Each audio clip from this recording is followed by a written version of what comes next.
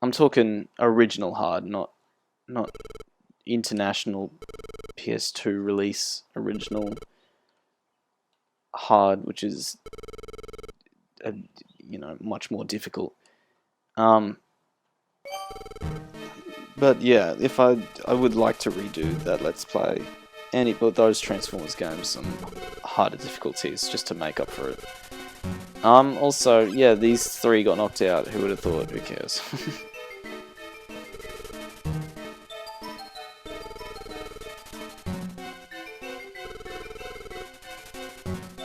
So the game really tries to make you fearful of the next dungeon, and the next dungeon is really not that bad. I think they really should have done this for the final dungeon, which is the dungeon after the next dungeon, because that dungeon's no walk in the park. The next dungeon they're about to go to really isn't that bad, in my opinion. It's whatever.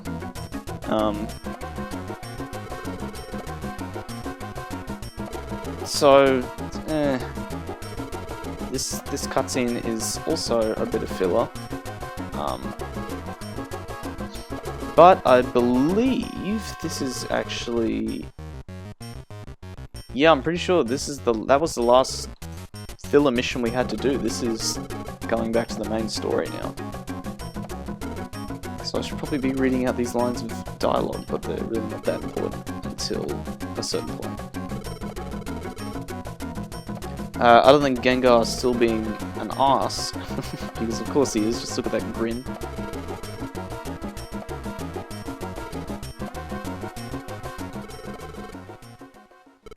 What should we do?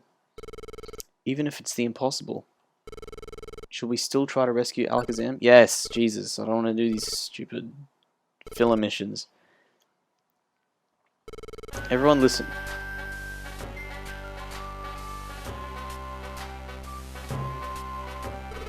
We are going to rescue Alakazam's team. What? What did they say? Hey, who are they? Can't say another. What the hell are you talking about? You know, the fugitives that were wanted dead? That you probably tried to kill? Yeah, okay, now they realise. Weren't they living like fugitives until recently? Can they handle it? They don't look very tough. It's true, the rescue might be too much for us to handle. But we're still a rescue team. To help Pokemon suffering from natural disasters. That's why we started up our rescue team. That's why I want to rescue Alakazam's team more than anything. Never giving up. That's where Team Slippy Nips' stake is at pride. You really aren't very bright, are you? Why don't you do like everyone else and wise up? No, Henry is right.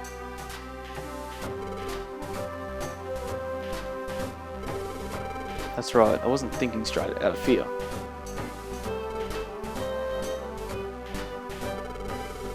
We all forget the most important thing. We are rescue teams. Pride. We have it too. Pride is rescuers. Have you lost your senses?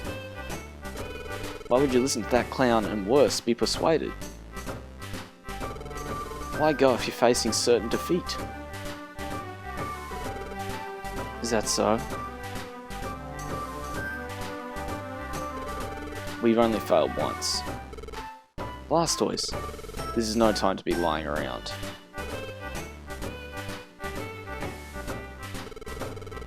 Yes, no more wallowing in woe's me self-pity. If we give up, that's how it ends. Not for me. Octillery, and Golem too. You lot, that wasn't the tune you were whistling just a little. Hey, that's right. Or aye, that's right. There's gotta be ways we can get through. If we all pull together, we'll be sure to find a way. We'll conquer the dungeon by having all the rescue teams cooperate.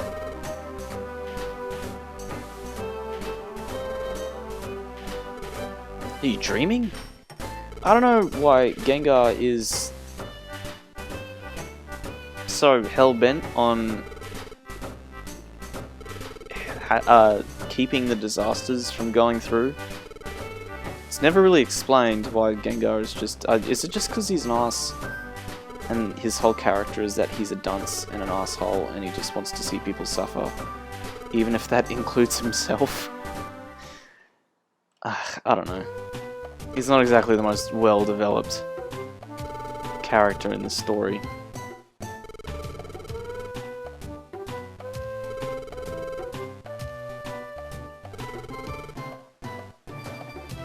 Alright, well,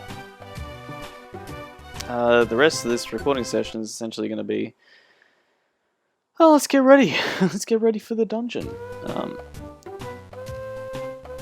Because we need to prepare ourselves. This isn't exactly the easiest dungeon.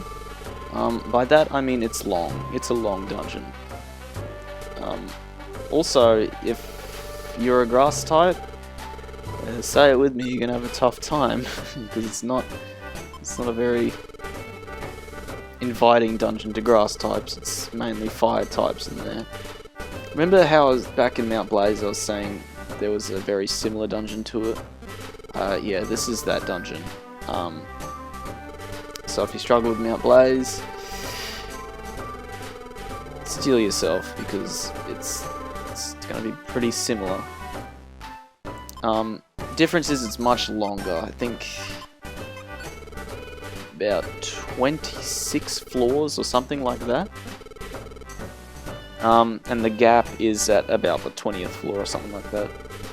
It's not a short dungeon.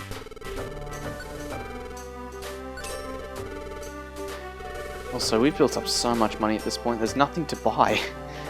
I was really hoping to reach silver rank by this point. But as you can see, I'm still at bronze rank.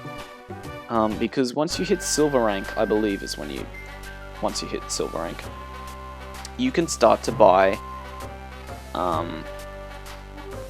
Also, I'm at the post office here to figure out Wonder Mail.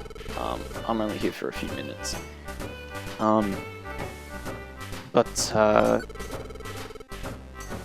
was I saying? Jeez, I completely forgot. Wow, I've completely forgotten. Jesus Christ. Okay. Anyway, it was about ignore that voice crack. It was about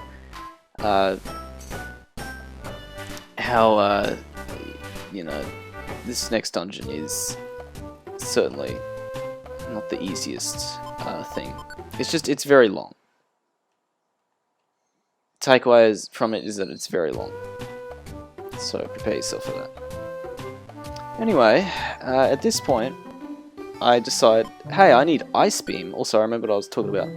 I need Ice Beam, so I looked on the internet, and there's an amazing feature in this game called Wonder Mail, where, say I believe how it works is that you lose in a dungeon, or you send, and once you do, you can send like an SOS mail, and that gives you a code, and that code can be put into the main menu here, and you can access that Wonder Mail, and the Wonder Mail gets converted into a rescue mission.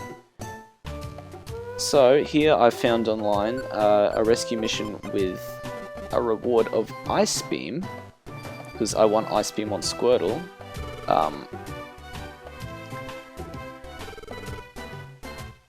So, well, first I gotta tell Henry that I'm ready to leave. But I want Ice Beam for Squirtle. Don't mind that butcher bird. That was outside.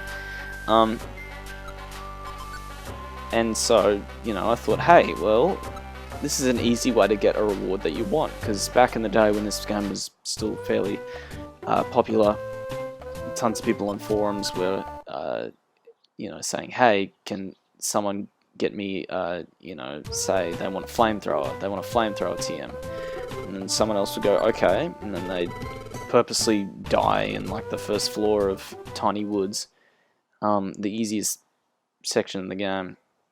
And then they'd make the reward for rescuing them a flamethrower TM, and then people would put in that code, and they could get the item they were looking for. So it's really neat. Also, here's Gardevoir again. But really quickly, I really wanted to get to Silver rank, so that way Kecleon could start to sell the X-ray specs that we saw earlier, which allow us to, when equipped, they allow us to see all the enemies and items on a dungeon floor, and it's an insanely good item that unfortunately I couldn't get just yet. I will, thank you. I'm feeling a little braver now. I will go for it. By the way, Gardevoir, do you know? What's it like underground? Or what Groudon is like? No, I'm sorry to say. I can't envision it. The thing I like about Gardevoir being in this whole role of, ooh, the mysterious spirit that's very cryptic, is that no, she's not really that cryptic, because she was a regular Pokemon that just happens to be put in this role now. And she isn't intentionally cryptic, she's only cryptic because the whole, you know, stereotypical scenario where, oh, before she could get the message out, the whole, you know, this dream was interrupted, all that. Now that role is finally drawing to its conclusion.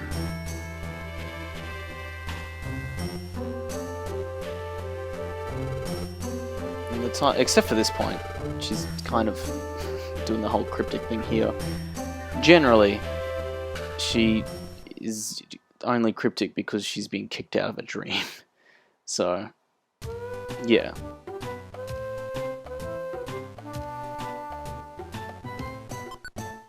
Anyway, I think I happened to stumble upon a, I don't know if it was like a GameFAQs forum from 2006 or 2007, something like that, where someone said, hey, you know, can I get Ice Beam? And someone, sure, here's the Wonder Mail code. So yeah.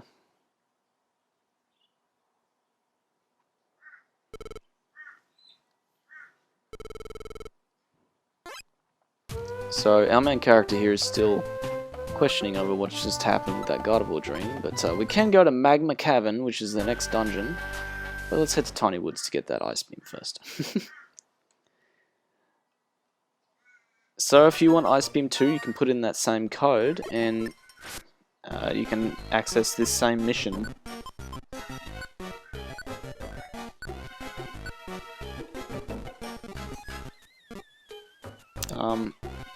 So yeah, that's what I find really cool, is it doesn't have to, obviously because this is a GBA game, and I think this applies to Blue Rescue Team as well, because that's on the DS.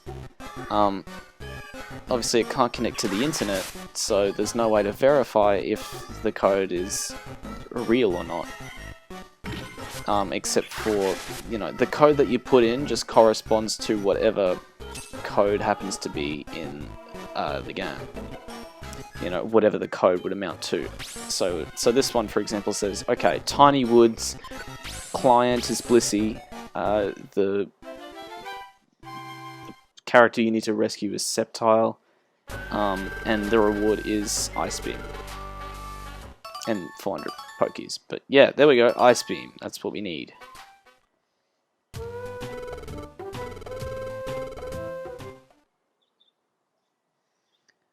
So I'll be teaching that to Squirtle as soon as I can, because Ice Beam is super useful. It's it acts like it's one of them ranged attacks, just like Bullet Seed or Bubble. And I get rid of Withdraw at this point because I need Attract, and a Tackle. I also want to keep alongside Water Gun. So there we go. That's the final moveset actually for Squirtle.